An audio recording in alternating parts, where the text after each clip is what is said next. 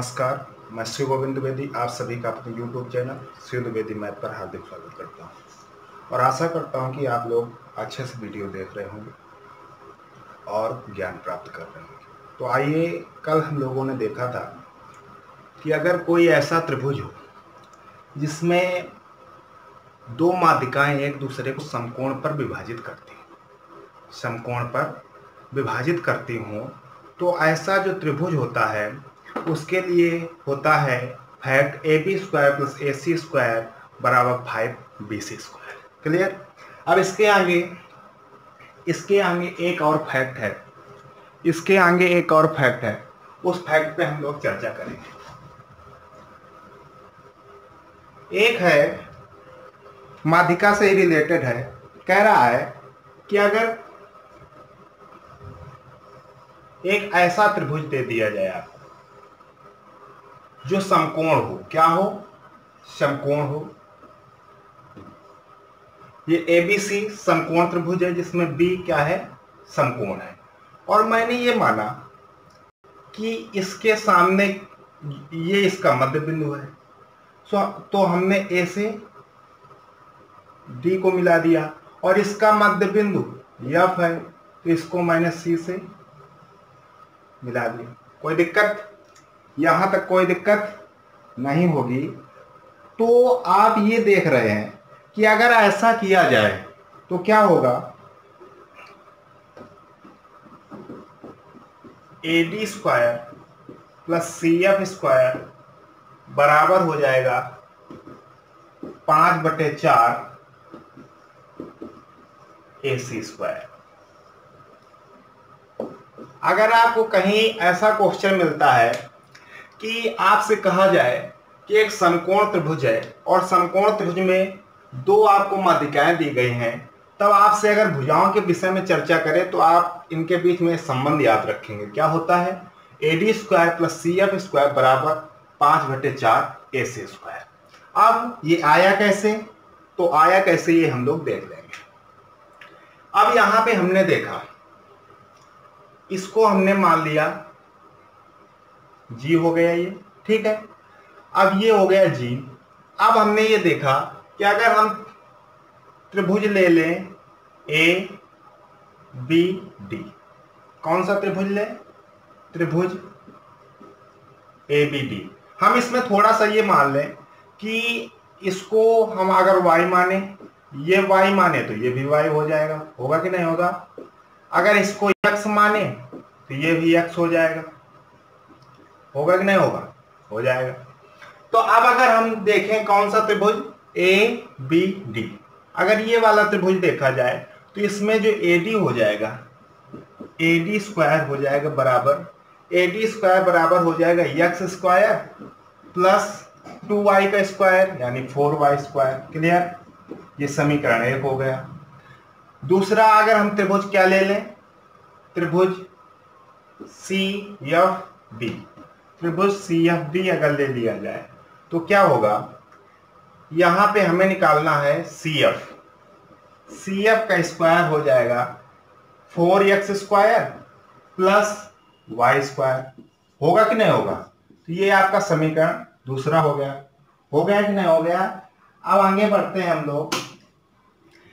कह रहा है अब हम इन दोनों समीकरणों को जोड़ दें।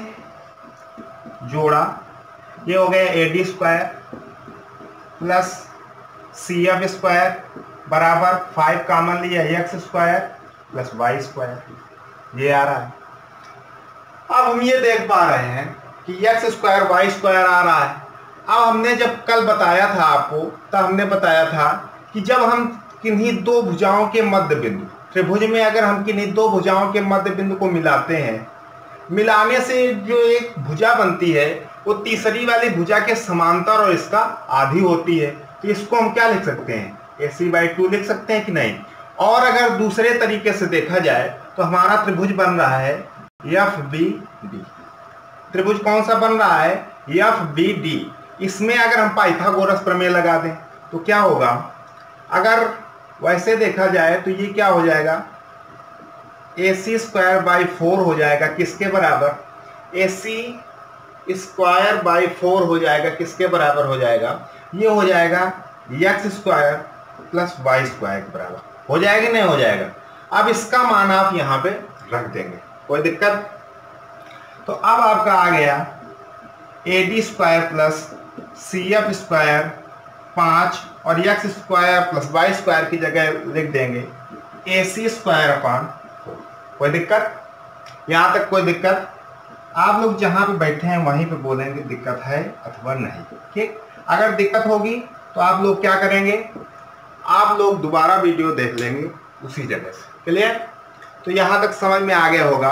अब ये यहाँ से आपकी जो माध्यिका होती है, माध्यिका यहाँ से खत्म होती है, मीडियन का काम यहाँ से खत्म हो जाता है। अब आगे हम लोग बढ़ेंगे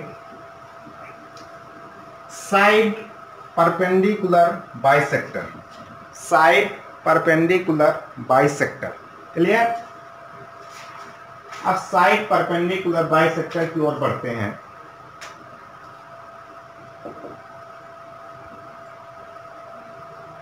साइड परपेंडिकुलर बाइसेक्टर,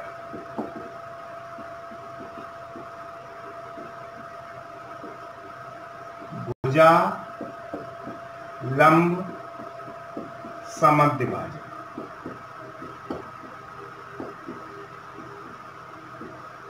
अब भुजा लंब समद्विभाजक क्या होता है? कोई हम रेखा लें, कोई हमने रेखा ले ली ए बी और इसका मध्य बिंदु डी है, इसका मध्य बिंदु क्या है? डी है।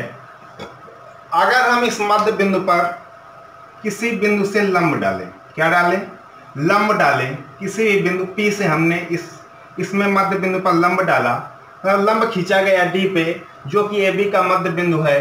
तो हमें ये ज्ञात होता है कि ये जो होगा ये इसका एंगल नहीं, भुजा लंब समद्विभाजक या साइड परपेंडिकुलर बाइसेक्टर कहलाएगा।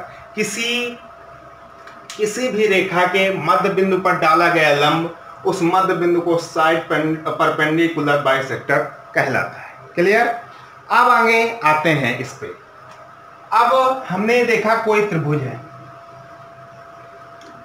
अब त्रिभुज है ABC, त्रिभुज क्या है? ABC है। अब हमने BC का मध्य बिंदु D देखा, इस पे लंब समद्विभाजक खींचा, ठीक है।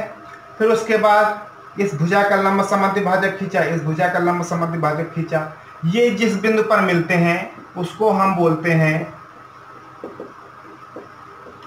सरकम सेंटर, सरकम सेंटर या परिकेंद्र।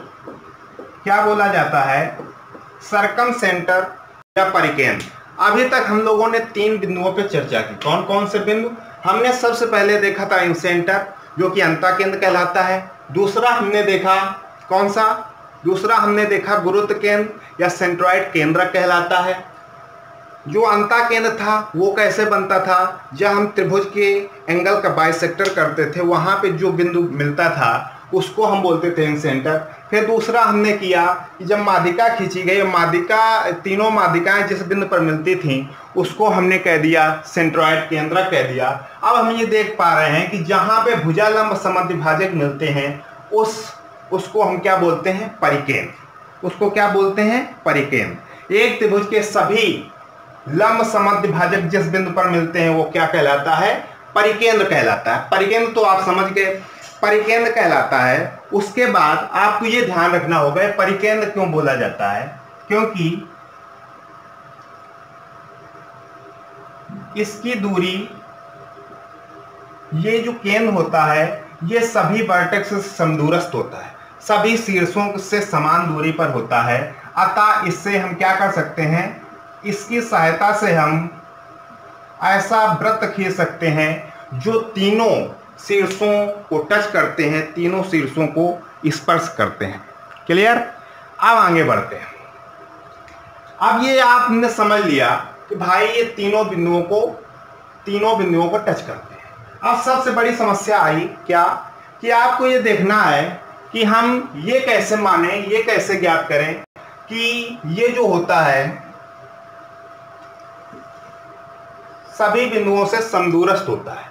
तो आपको ये देखना होगा कि ये कैसे आता है, ये मतलब ये कैसे वृत्त खींचा जा सकता है। तो आप देखेंगे जब कोई रेखा हो, जब कोई रेखा हो और उसके मध्य बिंदु से पे एक लंब खींचा जाए, एक लंब खींचा जाए, लंब समद्वि भाजक खींचा जाए, उस लंब समद्वि भाजक पर कोई भी बिंदु हो तो वो इन दोनों बिंदुओं से समदूरस्थ होता है। क्लियर?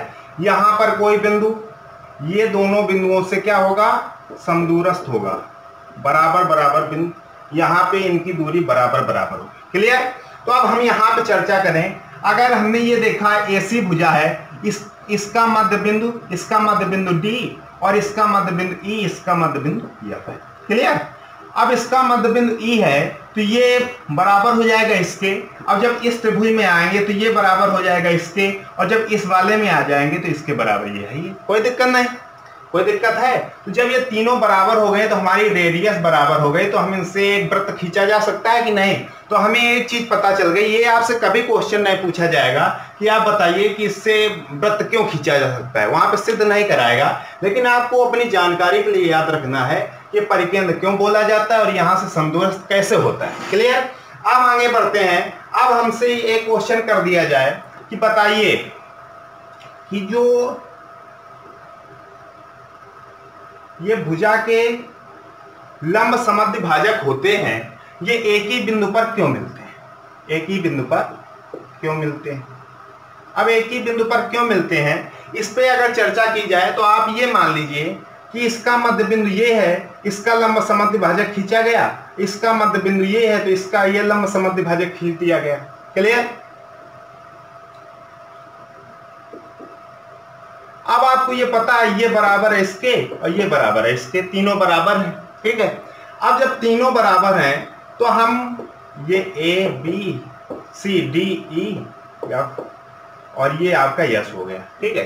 तो ASB, अगर इस त्रिभुज में चर्चा करें तो दो त्रिभुज हैं, एक है AFS और दूसरा है BSF, है कि नहीं? अब इसमें हम ये देख पा रहे हैं कि ये जो भुजा है ये भुजा इसके बराबर हो गई और ये दोनों बराबर भुजाएं तो इसके बराबर हो गई, और ये उभयनिष्ठ भुजा है तो ये दोनों त्रिभुज क्या हो गए, सर्वांग सम हो गए, और जब ये दोनों त्रिभुज सर्वांग सम हो गए तो ये दोनों कोण भी बराबर होंगे, और जब दोनों कोण बराबर होंगे तो एक सरल रेखा पर कोण बराबर हैं दोनों, तो और सरल रेखा पर बना कोण 180 डिग्री का होता है, तो ये एक कोण किसका हो जाएगा, 90 डिग्री का होगा कि नहीं होगा? तो यहां से ये सिद्ध हो गया कि ये इसका लंब समद्वि भाजक है। मध्य बिंदु आपको पहले से पता था कि मध्य बिंदु हमने इसको मिला दिया था, तो ये बन गया लंब समद्वि भाजक। इससे सिद्ध हो गया कि तीनों लंब समद्वि भाजक एक ही बिंदु पर मिलते हैं। क्लियर?